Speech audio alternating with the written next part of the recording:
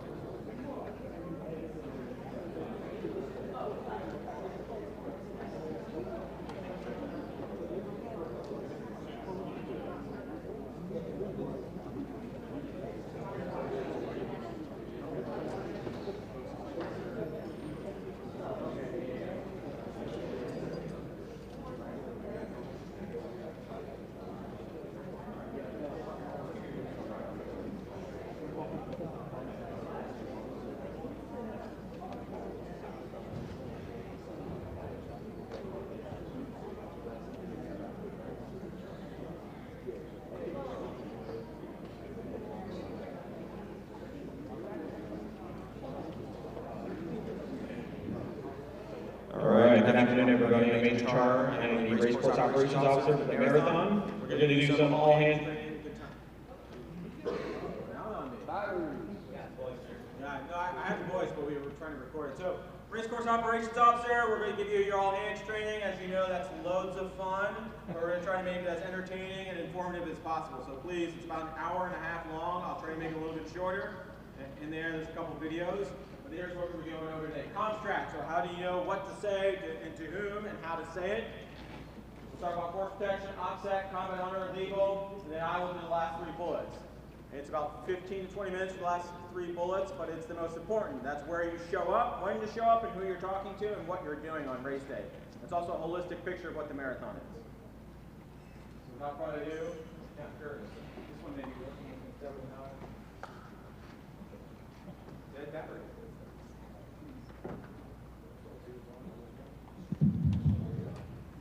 Good afternoon, I'm Captain Burris, Major Char Extension. I'm the Marine Corps Basic Clinical Comms Officer. I'll be working with Kristen Laughlin. Do it, sir. I recognize you from LinkedIn. Wow, great. I work with Kristen Laughlin, who's the Public Relations Director for the Marine Corps Marathon. So we'll be doing all things public relations, comms track for the Marine Corps Marathon. So start with saying the most important thing, Marine Corps Marathon is the largest public relations event in the Marine Corps. A lot of folks think Fleet Weeks, Marine Weeks, Navy Weeks are larger. It's not true. The Marine Corps Marathon is the largest public relations event. You have 30,000 runners plus spectators that will come through the course. You have the potential for thousands of positive interactions between uniformed Marines and the civilians. So it's a pretty significant, pretty unique event, right? Because you don't get that opportunity anytime else in the Marine Corps. Like quick video.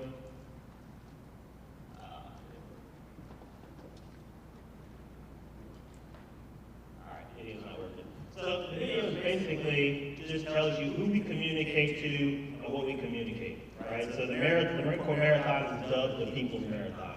It's dubbed the People's Marathon because it's meant for the average runner, right? You don't see a bunch of people that are running sub-3-hour marathons, even faster than that. You don't see a lot of those folks like you would at Boston, New York, things like that. The Marine Corps Marathon is the largest marathon that does not offer prize money, right? We're focused on that average runner who may be running their first marathon, who may not think they can finish, who may not be an elite athlete. That's who we want running the marathon, right? What we communicate is we want the runners who understand that the Marine Corps is unique because of that intrinsic spirit that we have as Marines, right? That is what sets us apart from everyone else, right? So we want the runners who understand that and who try to display that same kind of discipline and commitment to actually run the 26.2 miles, right?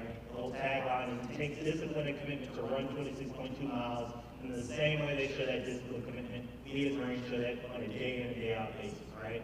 So folks are interested in running the marathon for that specific reason. So, you're good. You don't have to show it. Right, so this was a, wow. So this was a slide, I thought it was going to be a little more exciting. Not everybody's excited with this slide as I am, as a communicator. This is the basic form of communication, right? This is the basic communication model. In order to communicate, someone needs to communicate a message to someone else, that being the receiver. There's a feedback loop where you determine exactly how effective that communication was. And that is all done through noise. So there's a lot of different types of things, but it's all done through noise, right? So in the Marine Corps Marathon, we do that in national, local, and regional media. The 2 stories on the right really showcase who we're trying to communicate and what we're trying to communicate. Those are average runners who are showing some sort of intrinsic, unique spirit similar to what we show as Marines on a day-in, day-out basis. The one in the center, mother and son training. Her son is handicapped. She runs marathons, a couple marathons throughout the year. She chooses the Marine Corps Marathon as her key event of the year. And then an 80-year-old doctor who's running to raise awareness for a specific nonprofit. So both very significant, both average runners. None of these are elite runners, but both average runners. But they speak to that spirit of the Marine Corps Marathon runner that we want to continue to push in our narrative. On the far left, you see running your first marathon. So again, to the average person who may have never run a marathon, the Marine Corps Marathon has also been voted as the best marathon for first-time marathons, right? So you continue to see who we're communicating to, the narrative we're trying to push in the Marine Corps Marathon itself. We also communicate that through social media. You see some of the feedback loops and some of the positive social media comments that we get about the Marine Corps Marathon. Again, more positive comments about the Marine Corps Marathon itself, about specific experiences running the marathon. And then open media. You'll see a bunch of contract Marines throughout the course, getting photos, getting video to document and archive the event itself. If you want to see what a full Marine Corps Marathon looks like from last year, it's probably half the size of what we'll have this year. If you want to see that, you can go to Divots and search Marine Corps Marathon and see the exact number of people that are going to be out there, right? 15,000 we had last year. It's a lot different than 30,000, especially if you're at the finish line, especially if you're along the course. So, and then face-to-face communication. That communication model at the very beginning, there's a lot of ways to send a message to someone. There's a lot of ways to receive that feedback. The most effective form of communication, we tell everyone who asks us, I want to make a social media post, or I want to write a letter, or I want to do something like that. Face-to-face communication is the most effective form of communication, right?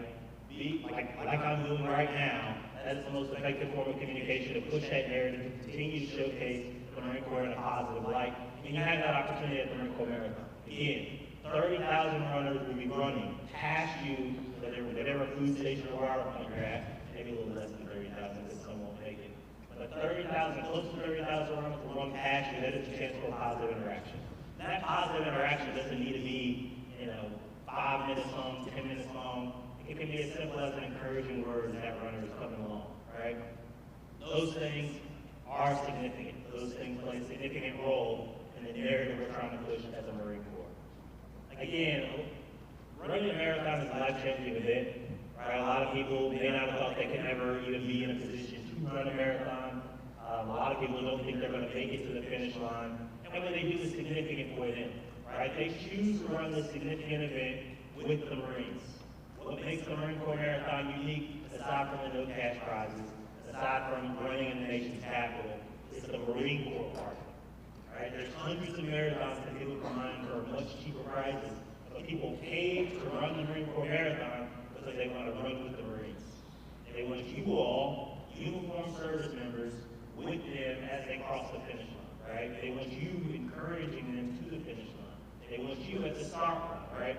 They want to see that. They want to experience that. They want to experience that unique spirit that is being a Marine. So, how you communicate when dealing with the media. When I say media, nowadays it's really anybody with a phone, right? Anybody with a phone can, push something out and it becomes media in some way, shape, or form. Look professional. Again, it goes to the idea of being a Marine. Everybody's got that stereotypical Marine in their head, especially if they never really encountered Marines. Before I became a Marine, it was major pain, right? Somebody who's like, the tip of the spear, the greatest Marine that you can imagine. So you gotta play that part, right?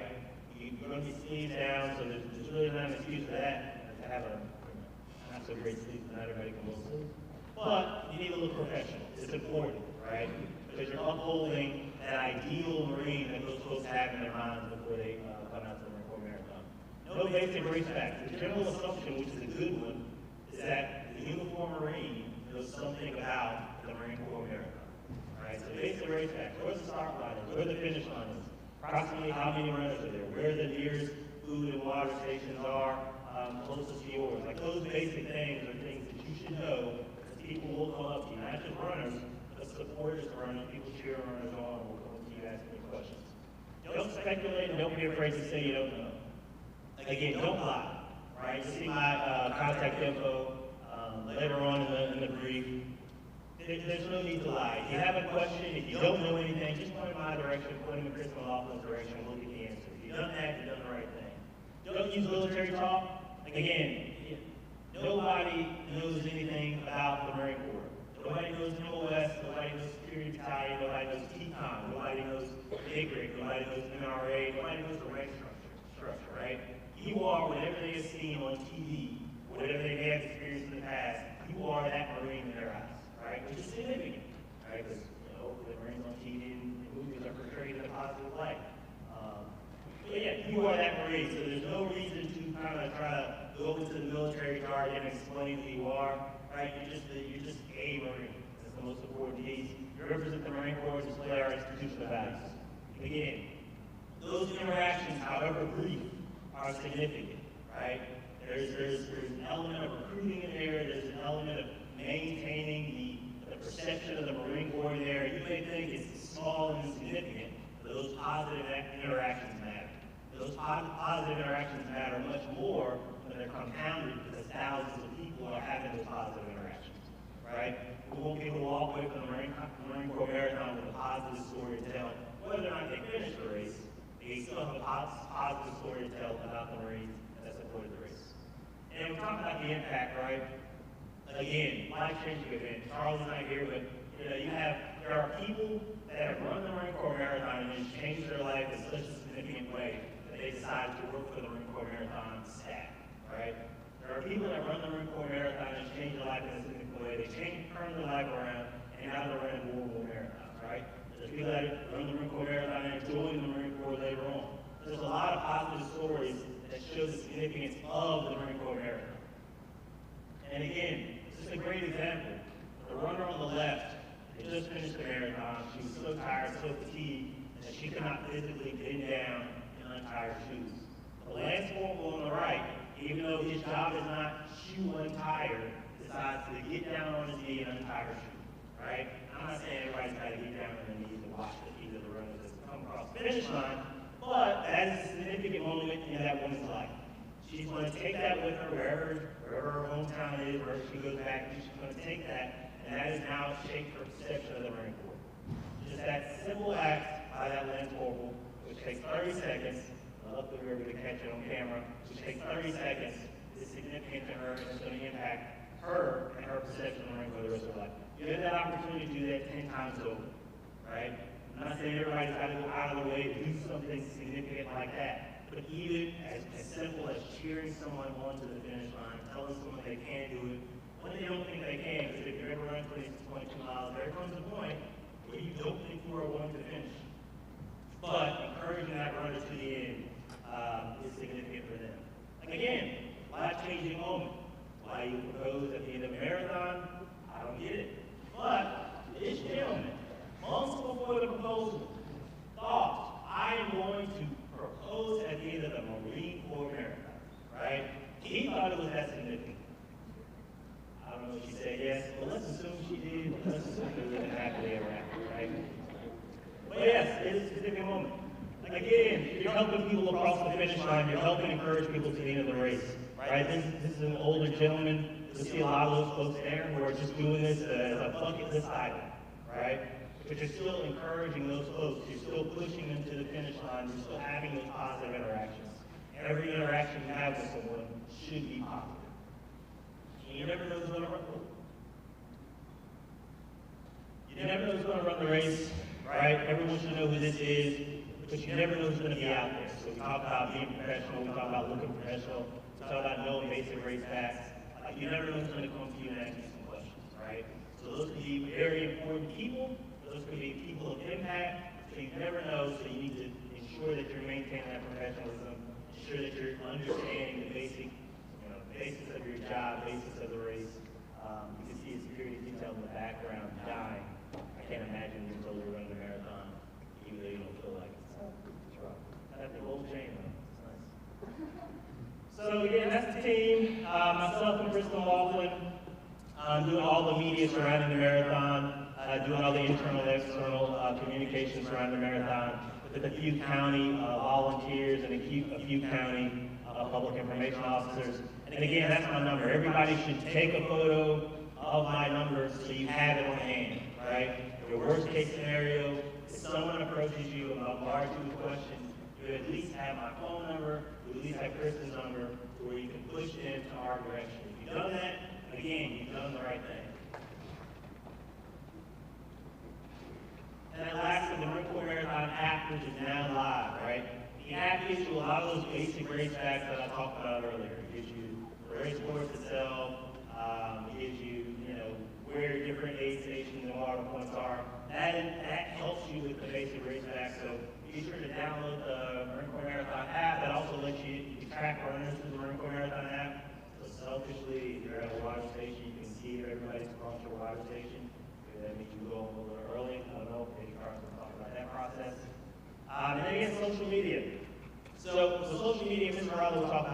second.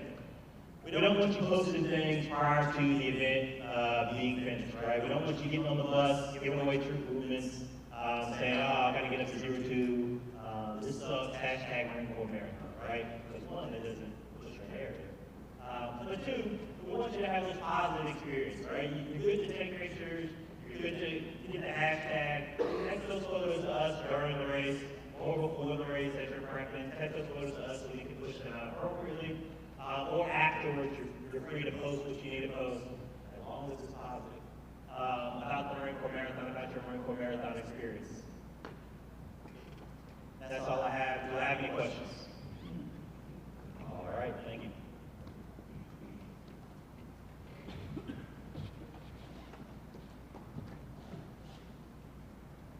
Good afternoon, my name is Joe Riley. I work in the G3 Installation Protection Branch, and I cover threat, sec, and suspicious activity reporting.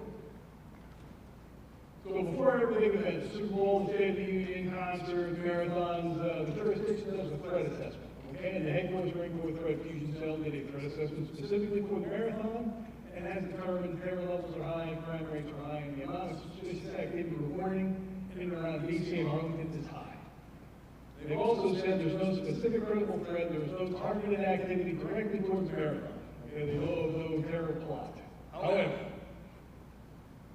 the world that we live in the United States, you know, both terrorists and domestic have the capability and intent to conduct an attack.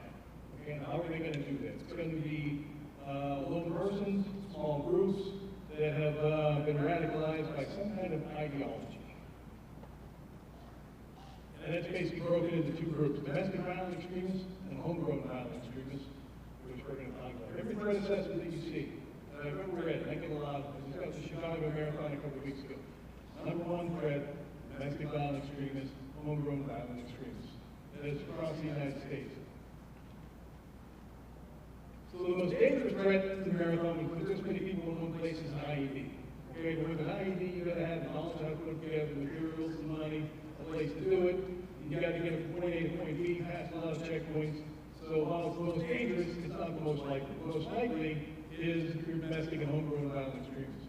Very dangerous because if you think back to 9/11, that was a foreign terrorist organization sponsored attack. They provided funding, they gave them munition, they gave them training. Here it is just a single person who has become radicalized, and they use their pistol or their butcher knife or their own vehicle to conduct a vehicle attack. With little to no warning, doesn't take a lot of reconnaissance, doesn't give off a lot of pre-attack indicators, very unpredictable. Hard threat to defend against. So you've got your domestic violent extremists. You need to just kind of a snapshot of some of the recent ideologies that have radicalized people in the United States.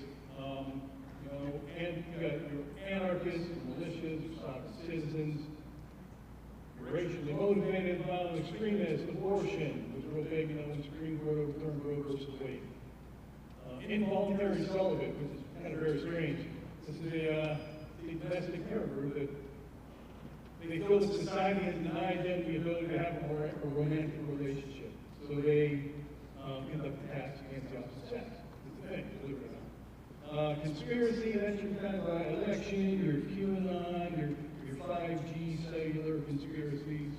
Animal, environmental, we've heard Just Stop Oil, shut down DC, Extinction Rebellion, we're all in the national capital area. Environmental protesters have disrupted the Warsaw Marathon, the Berlin Marathon, the London Marathon. They throw paint, they super glue body parts to the pavement. They chain themselves, you know, across the road. They have banners and signs and things like that. Maybe I don't group that under the terrorists because, you know, protesting is a First Amendment protected, constitutionally protected thing. But when they're breaking laws, that's when they cross the border. Homegrown violent extremists, okay? This is a person that lives in the United States but has been radicalized by a foreign terrorist organization, not under the operational control of a terrorist group. They're acting alone. They're a lone wolf. They're sitting alone. They are in chat groups on Telegram, encrypted chat groups, talking to other like-minded people. They are reading Al-Qaeda's English magazine that they put out every month called Inspire. and they get radicalized and feel a call for action. I did these slides 10 days ago. A lot has happened in 10 days over in the Middle East. And so I just want to read something off. It just happened last Friday. This is the kind of call for action that somebody that's in the United States, sympathizes with a foreign terrorist organization that would cause them to go after. So on 13 October last Friday, Al-Qaeda offered a 3-page statement calling for Muslims around the world to target Jewish people, U.S. military bases, airports, and embassies in Muslim countries, and recommend targeting any other nations that's sending support to Israel. Okay, so your person in the United States sees that might be enough to have them conduct an attack. You all heard of the Boston Marathon bombing. This is a lesser-known 2016 Marine Corps Reserve unit that's carried 5K in New Jersey.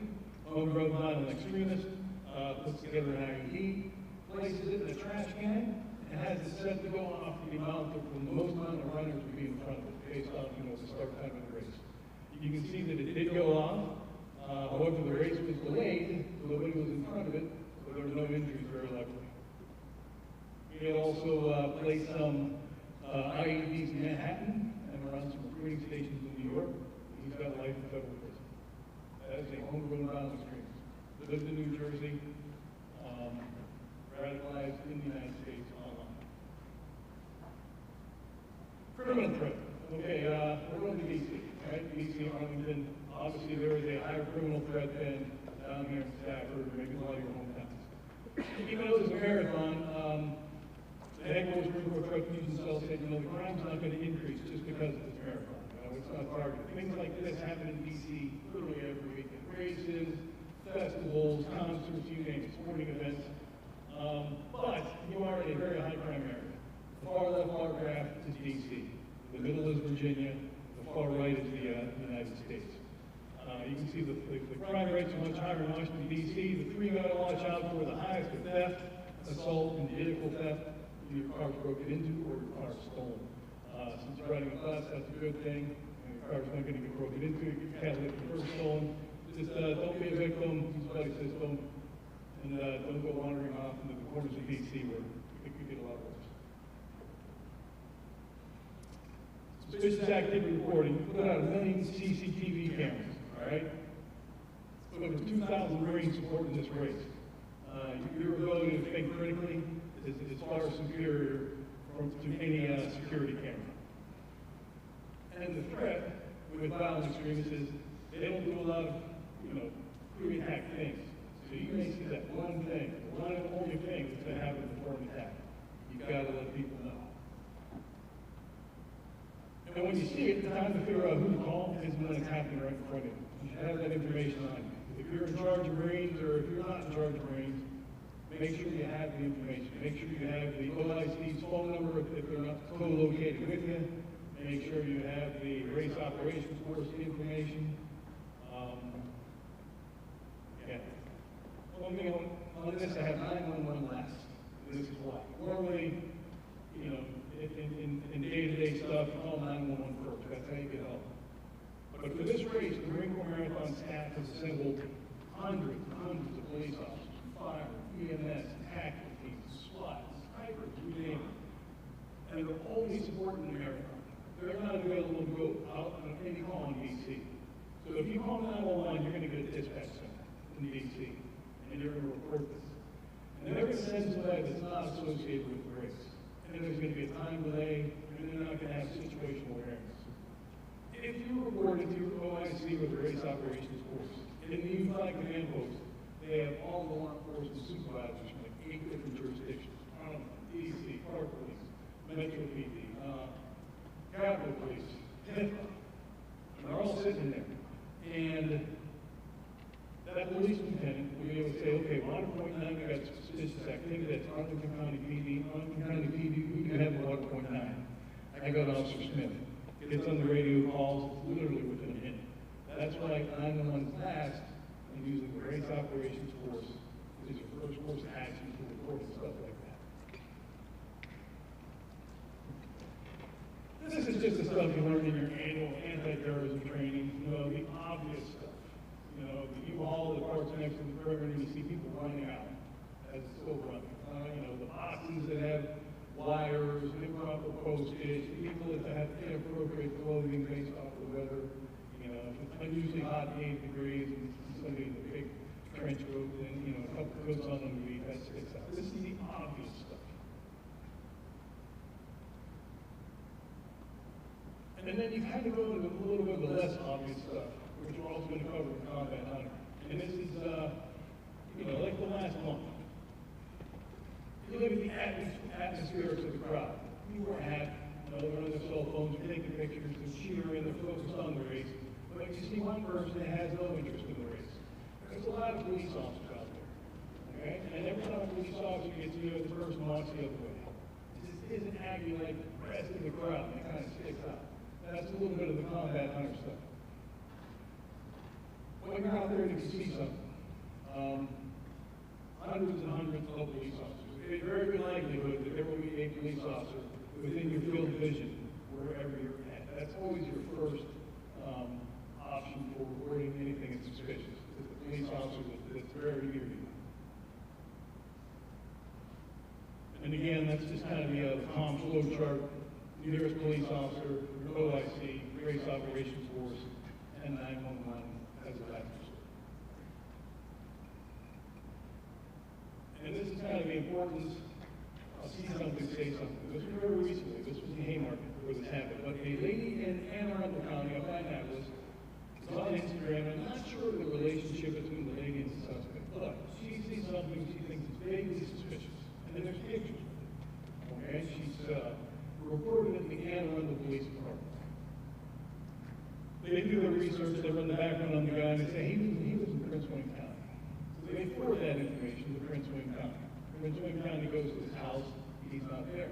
But they recognize the photos that are there of a church in Prince William County. And they happen to have an off-duty police officer that was doing church security at that church. So they contacted that police officer, gave him the information on the suspect, gave him the information on the vehicle he was driving. That Prince William County police officer sees the vehicle in the parking lot and actually apprehends the guy walking into the church with pistol, knives, and later on they discovered a kill manifesto at his house. Okay, this was literally 1 minute from becoming a mass casualty incident. So that lady that this isn't right, you know, it's vaguely suspicious. I have a difference between vaguely suspicious and outright suspicious, right?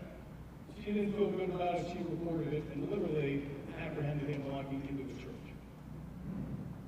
That's why you say something. Okay, switching over to operations security. It's basically denying the enemy the information that can be used to answer. It's only one slide. And it's basically the guidance is, you know, social media posts are fine, just wait for me around the bus on the way home. There are VIPs there. 1 year, the vice president stopped at the race, unannounced, because his son, the Marine lieutenant, was running a marathon. You know, that's the type of stuff you don't want to get up. And don't want to get up immediately. Just wait for me around the bus on the way home, make your post in accordance with Captain Purvis' guidance. All good. Any questions on the threat? OPSEC, switch to activity report. All right, control. Active threat profile. So we kind of have talked about the big stuff, obvious stuff, U-hauls, boxes, inappropriate clothing, all right? There's also the not so obvious stuff. When you look at thousands of people near your water plant, how do you scan for a threat? How do you look for the little stuff? This is a real quick course on how to do it. That's the Boston Marathon one. Combat Hunter. Anybody heard of it or actually been through the formal course? Okay? So, General Mattis developed this in 06. He wanted to disrupt the enemy left the back. Okay? So, being proactive and not reactive to the threat. So he enlisted the help of some experts in profiling and behavior analysis and combat tracking, and they developed the Combat Hunter course. All right, this gentleman here was one of the founding fathers, police officer, veteran, trained it developed the combat 100 course. So what Charlie did, Charlie went to Greg Williams, on the club, and said, hey, give me a video of, specifically for the marathon, on this kind of behavior analysis, like, for example, make sure this doesn't start. The atmosphere of the race, you know, you look at it, how people are acting, generally happy, positive mood. You know, the folks on the race, taking pictures, they're interacting with each other. This is any fun that one person has an anomaly, that the thing that's not right, that they're not acting, you know, like everybody else. It's out. It's kind of just a 17 minutes. It's pretty interesting, and it's specifically made for the marathon for what you're doing out there.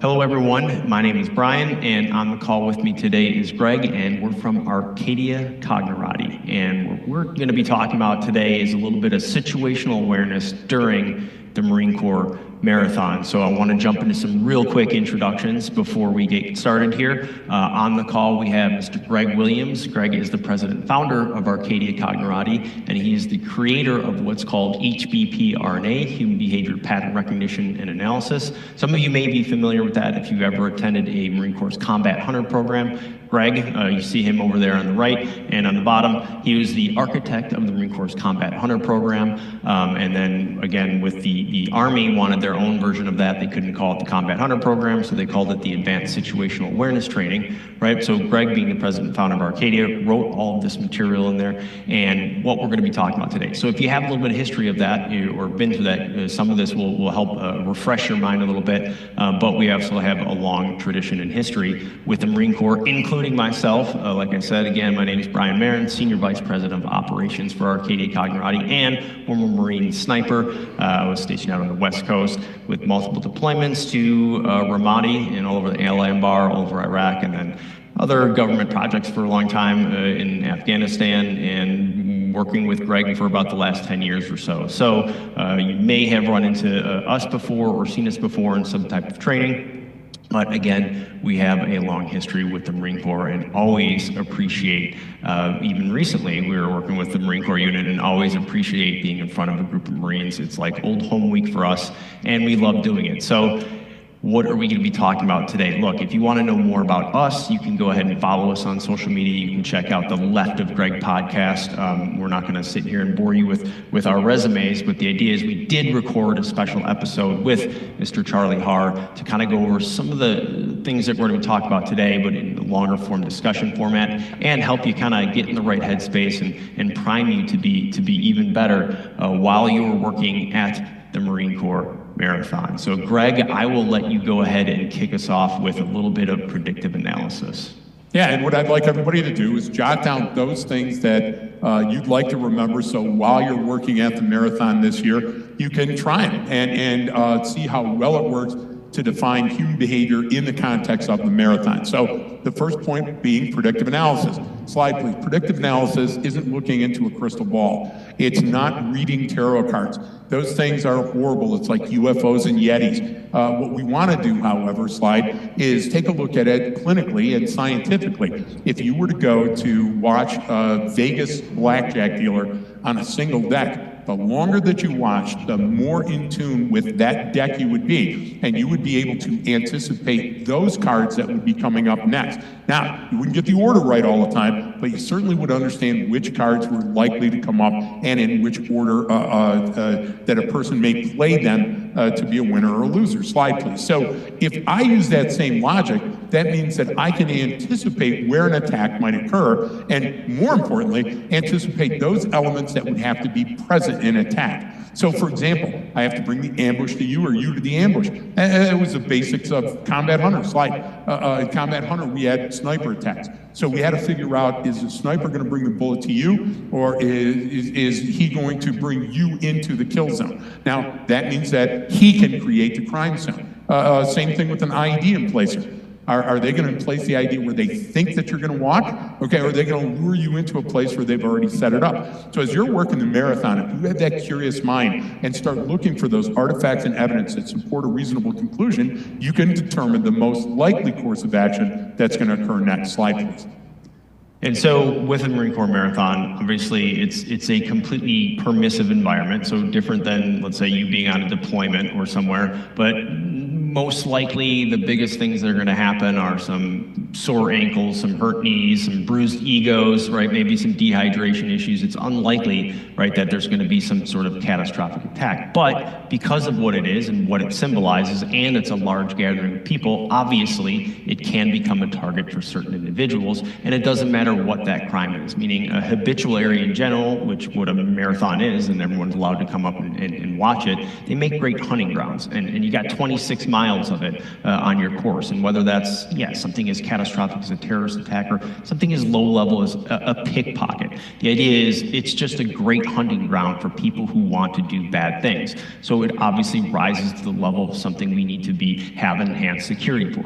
And we've seen this stuff before in the past, and I'm sure you've talked about things like the Boston Marathon bombing, but we look at any large event like this in a similar manner, meaning the July 4th attack last year in Highland Park, Illinois, where a shooter killed a whole bunch of people. The idea is he had access to their victims because of what the event is and what it symbolized, right?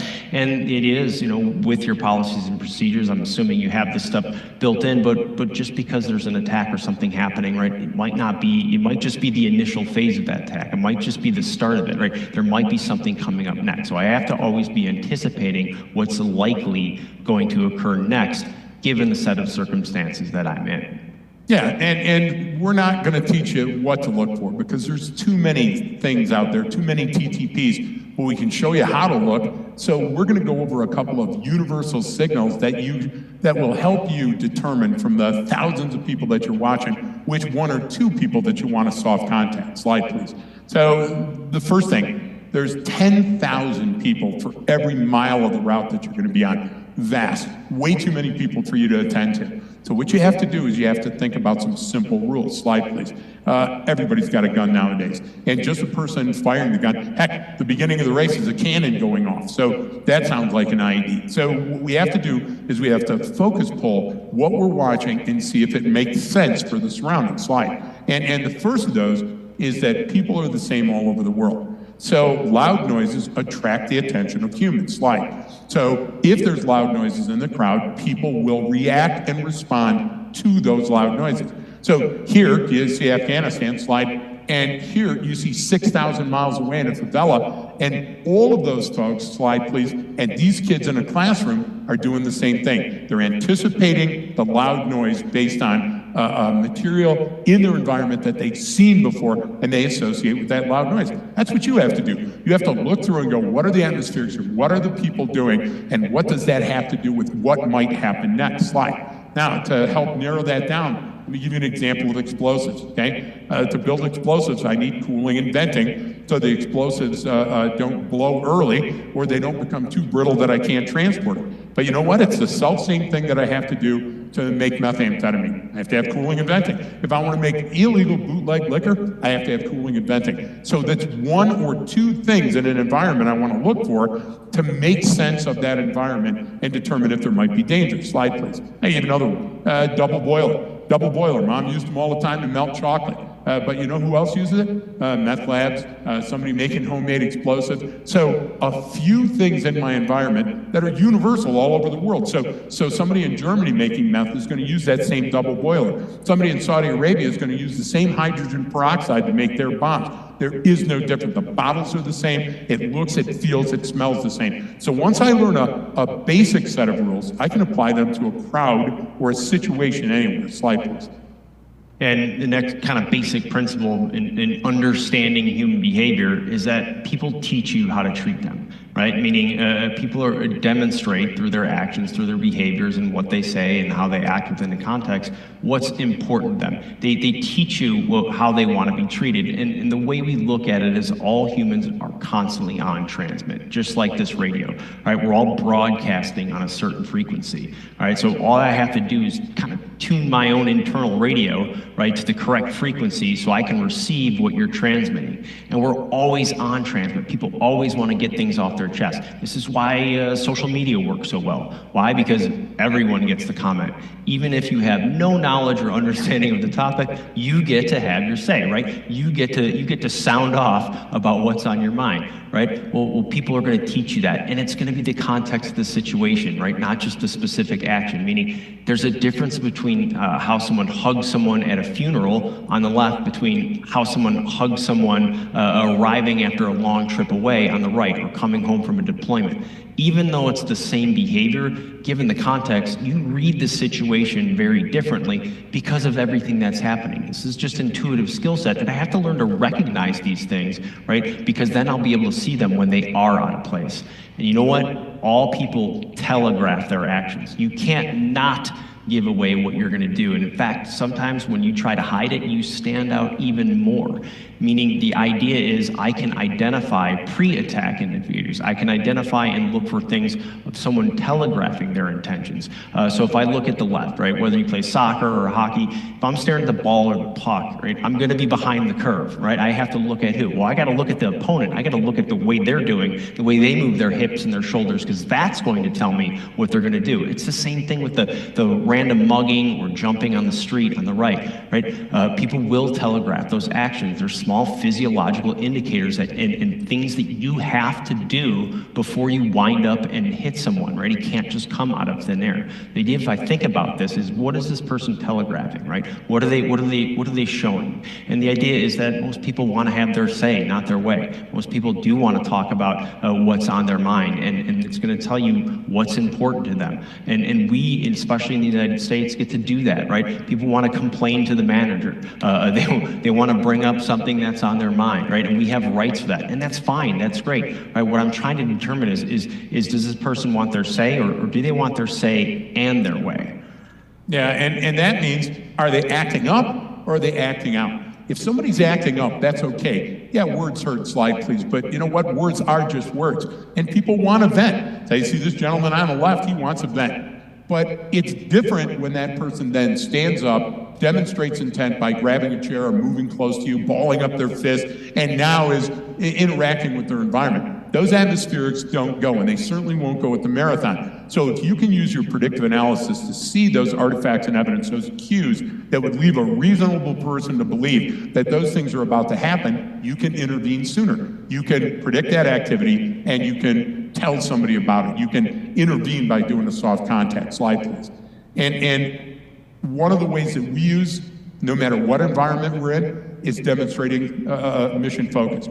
People demonstrate mission focus when they don't pay attention to their environment. They're so down and in, they're so focused on what they're about to do that they don't hear sounds. They might step in front of a car. There might be a situation where they bump into somebody. But listen, just like that quarterback that's looking downfield to make that connection with the pass, he's got to be completely focused on where that ball's going to be delivered. Well, think about walking into a Subway with a gun. It's the same thing. You want to look around for coppers. You want to make sure nobody else has a gun. You know, you're going to stick that gun under somebody's chin and grab the money out of the cash register. Hey, which way am I going to run? Is my car running? Did I park it on the right block? And the same thing with the person that's going to be a pickpocket or a shoplifter. So those people in a crowd act differently. They're focused on different things. So if you got people focused on the race and you've got runners focused on the route, you're all wavy gravy. Everything's going to be okay. But if you got a person that's focused on something out of the ordinary, you should attend to what they're attending to. Slide. And I'll give you an example of that. Orientation is such a huge factor to determine whether threat or opportunity exists. So now let's couple mission focus with orientation. Slide, please. So we see this gentleman, and all of his orientation, his eye, his shoulders, his feet are towards a cash register. That's interesting to me because, slide please, if I line those things up with the environment and I see it's a cash register, is this the beginning of a smash and grab or a robbery or a strong arm robbery? Well, I want to do that same thing when I'm at the marathon. I want to look at the people, and if it's all focused down and in on the marathon and everything is going wavy gravy, I've got nothing to worry about. If, however, that person's looking at the back of a Brinks truck or into a secure area or has a view into an area that's protected in some way, I might want to step over and do a soft contact and find out what's going on. Slide, please.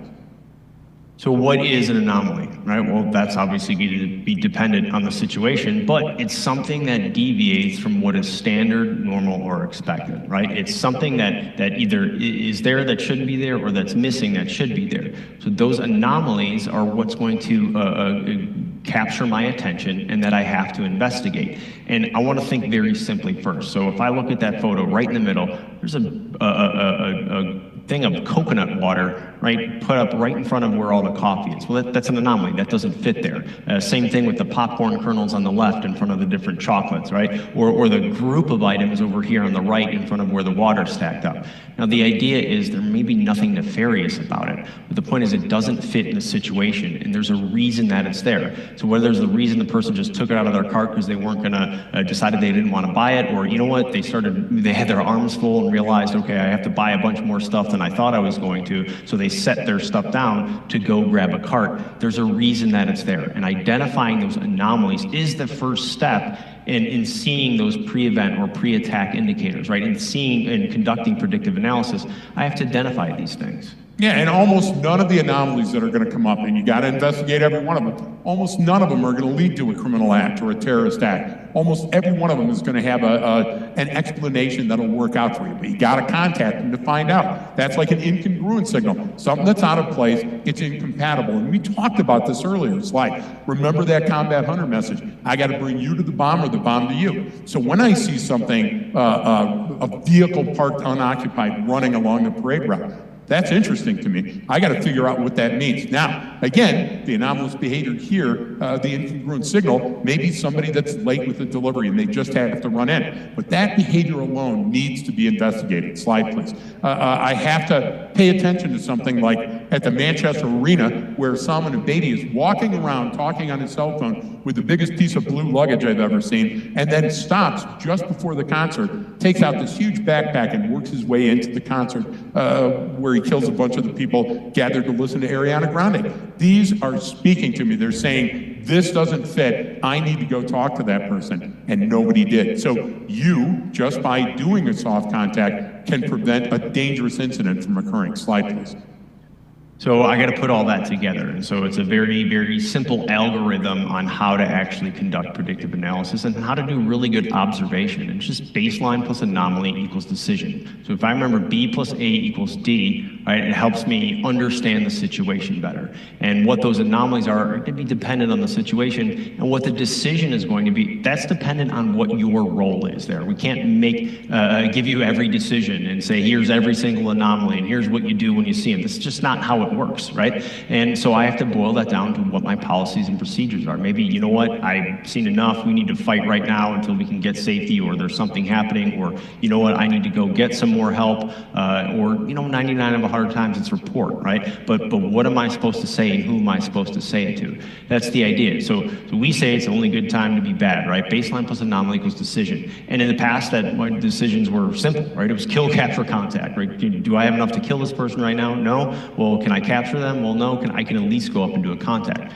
But again, that depends on what your role is within the situation. But the whole point of it is that D is the most important part. What you decide to do with the information that you see, that's everything, because all the training and education in the world won't help you if we don't make a good, more informed decision with it. And so what we're talking about is just an advanced critical thinking skill set and mindset. So think about it from a mindset, and think about it from a flashlight and a laser, right? So perfect example is you're going to be at the marathon. So think about shining a flashlight on something. What happens? Well, that beam gets wider the farther out it goes, right? So you can sort of scan more, you can see more.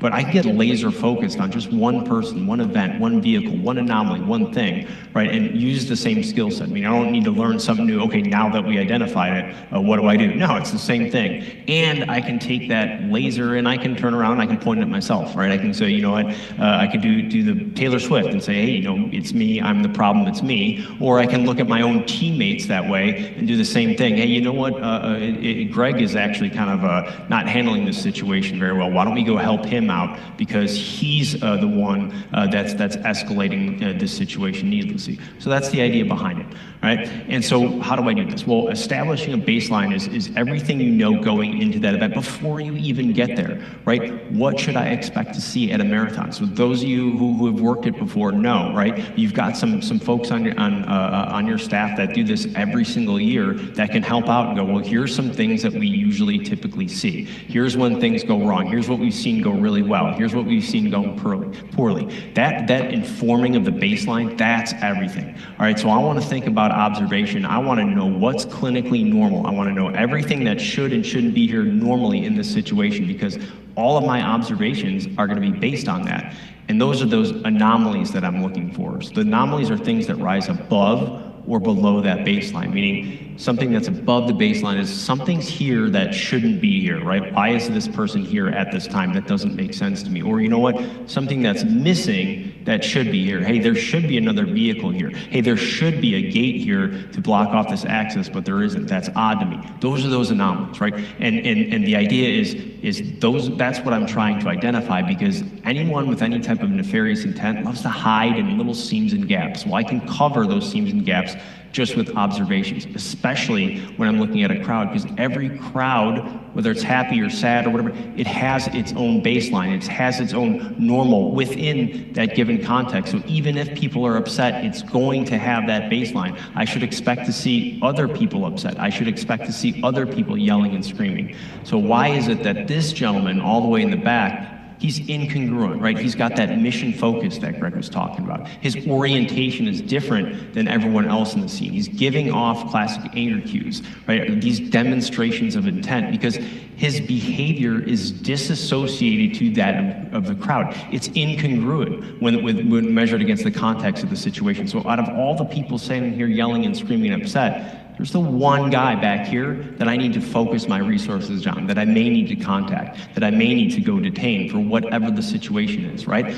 But that's what we're talking about even within a crowd, is using the baseline plus anomaly equals decision, right? What is it that's anomalous? Well, how do I articulate this? And when I'm observing something, it's how would I report this? How would I say this to a law enforcement officer when I go to tell them about what they need to do? Because your decision's all based on your policies and procedures.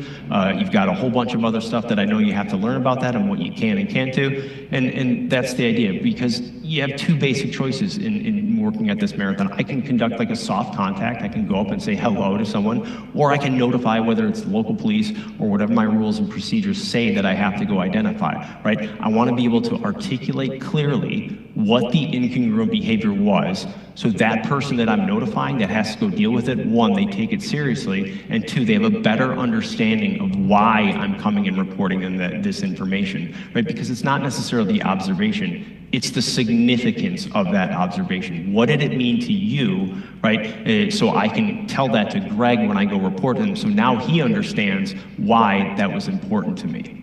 Yeah, so that's being a good witness. And so conducting a soft contact is that first step. And it's the lowest caloric intervention. It doesn't cost a penny. And we highly encourage you to do it anytime that you come up with an anomaly or an incongruent signal. Slide, please. So you're contacting people all day long anyhow. The difference here is you're going to do it deliberately. So a soft contact or a street contact is you interacting with the person to gain information or sense their response. So start by introducing yourself. Then ask, hey, you look familiar. Are you from around here? Or is someone you know running in the marathon? Or why aren't you out there running the marathon? Then watch, wait, listen, feel. What should you expect from a person when you're a uniformed or plainclothes